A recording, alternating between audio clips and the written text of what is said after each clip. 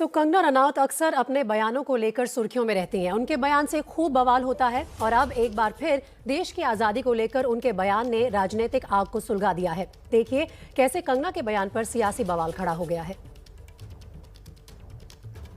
तुम्हारी कंगना रनौत कला सिनेमा। राष्ट्रपति जी को तुरंत पद्म अवार्ड वापस लेना चाहिए। यह व्यक्ति जो हैं इस सत्तारूढ़ दल की सोच को दर्शाती है। पद्मश्री देने वाले लोगों को जिस तरह से ये कहलाने के लिए आगे किया जा रहा है कि आज़ादी 2014 में मिली, 1947 की आज़ादी भीख में मिली थी। 47 में आजादी भीख में मिली, असली आजादी 2014 में मिली। ये बात कह के कंगना रनौत ने सियासत की रग पर हाथ रख दिया और कंगना के बहाने बीजेपी पर सियासी तीर चलने शुरू हो गए। वो लोग जो अंग्रेज के पिट्ठू थे वो आजादी के स्वतंत्रता संग्राम को भीख ही मानते हैं। प्रधानमंत्री को जवाब देना चाहिए अपने चेलों से, अपनी चहेती अभिनेत्रियों से, गांधी से लेकर देश की आज़ादी के हर स्वतंत्रता संग्राम के सेनानी का अपमान करवाकर उन्हें क्या हासिल हो। जिस सरकार ने कंगना को पद्मश्री से नवाजा, वही सरकार आजादी का अमृत महोत्सव भी मना रही है। ये बात कंगना भूल गई। उस सरकार के मुखिया के मन में गांधी के लिए क्या भावनाएं हैं, ये वो बार बार जाहिर करते रहे हैं, लेकिन कंगना को ये मर्म समझ नहीं आया। चाटुकारिता की सारी सीमाएं वो बिना ही सियासत की आग बन जाएगी और उसमें भाषा की मर्यादा भी टूट जाएगी। करोड़ों देशवासियों की भावनाओं को आहत किया गया है, उन पे मुकदमा दर्ज करके गिरफ्तारी की जाए।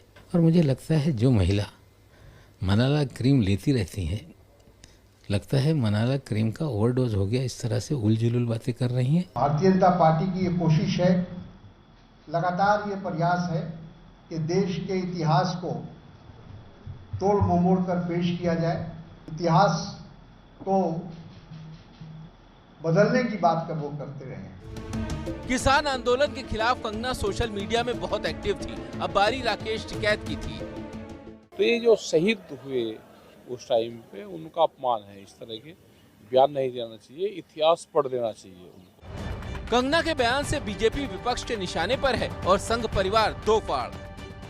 1947 में जो स्वतंत्रता मिली वो विभाजन के रूप में मिली, वो अखंडता के रूप में नहीं मिली, वह सद्भाव, भाईचारे और एकता के रूप में नहीं मिली, खून खराबे के रूप में मिली। इसलिए लोगों को लगता है कि स्वतंत्रता, स्वराज अभी भी अधूरा है। देश की आज़ादी लाखों लोगों के शहादत के बाद मिली है। इसके लिए जिस व्यक्ति विशेष की वो बात कर रहे हैं, उस बयान का कतई समर्थन नहीं हो सकता। बॉलीवुड में भी कंगना को लेकर दो तरह के विचार हैं।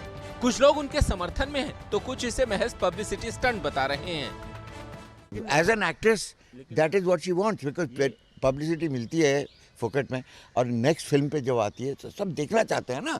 मोदी जी की सरकार के आने के बाद हम यानी ख़ास तौर पर इस देश की जो मेजॉरिटी है हिंदूज़, हम पहले से ज़्यादा अपने धर्म का पालन करने लगे हैं। मुझे लगता है कि जिस कॉन्टेक्स्ट में उन्होंने कहा, शायद उस कॉन्टेक्स्ट का जिक्र नहीं हो रहा है।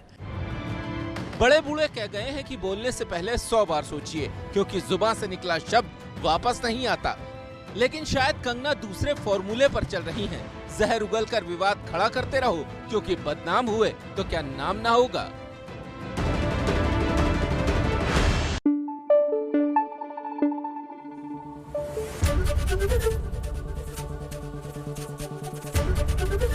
एबीपी न्यूज आपको रखे आगे।